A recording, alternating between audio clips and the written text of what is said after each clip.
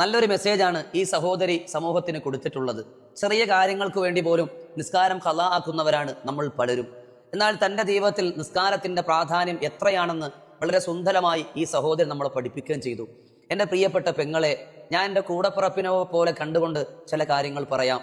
നിങ്ങൾക്ക് ഇഷ്ടമുണ്ടെങ്കിൽ അത് സ്വീകരിക്കാം. അതുപോലെ അറിയാത്ത പലരിലേക്കും ഇതെത്തട്ടെ എന്ന ഉദ്ദേശത്തോടു കൂടിയാണ് ഞാൻ ഈ വീഡിയോ ചെയ്യുന്നത്.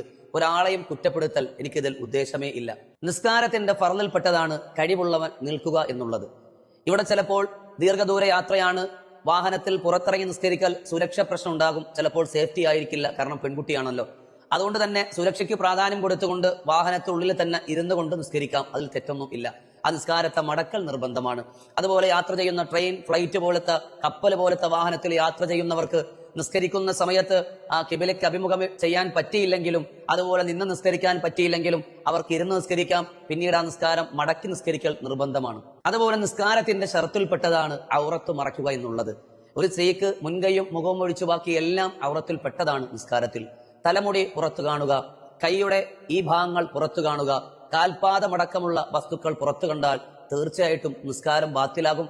ആ വിഷയം സഹോദരി ഒന്ന് ശ്രദ്ധിച്ചാൽ നല്ലതാണ്. നമ്മുടെ പ്രിയപ്പെട്ട ഉമ്മമാർക്കും ഇത് ശ്രദ്ധയോടുകൂടി കാണുക. ഇനി ഞാൻ പറയാൻ പോകുന്നത് എൻ്റെ ശരീരത്തോടും എൻ്റെ സഹോദരിയായിട്ട് കണ്ട താങ്കളോടും പ്രിയപ്പെട്ട ലോകവിശ്വാസികളോടുമാണ്. പലരും ചോദിക്കും, ഈ നിസ്കരിച്ചോ, നോമ്പെടുത്തോ, അങ്ങനെ ഇങ്ങനെ ഇബാത്ത് ചെയ്തൊക്കെ ചോദിക്കും. നമ്മുടെ നിസ്കാരങ്ങൾ പോലെ ഏറ്റവും പ്രധാനപ്പെട്ട ഒരു ആരാധനകളൊന്നും മറ്റുള്ളവരുടെ ചോദ്യങ്ങൾക്ക് മറുപടിയായി പരസ്യപ്പെടുത്തേണ്ടതില്ല. അള്ളാഹുവും നിങ്ങളും മാത്രമുള്ള അഭിമുഖ സംഭാഷണമാണ് നിസ്കാരം. അപ്പോൾ ഔറത്തിന്റെ ഭാഗമായതുകൊണ്ട് തന്നെ അത് പൊതുലോകത്തിലേക്ക് എത്തിക്കൽ കൊണ്ട് ഹറാമിന്റെ ശിക്ഷ ചിലപ്പോൾ അള്ളാഹു തആല നമുക്ക് നൽകും.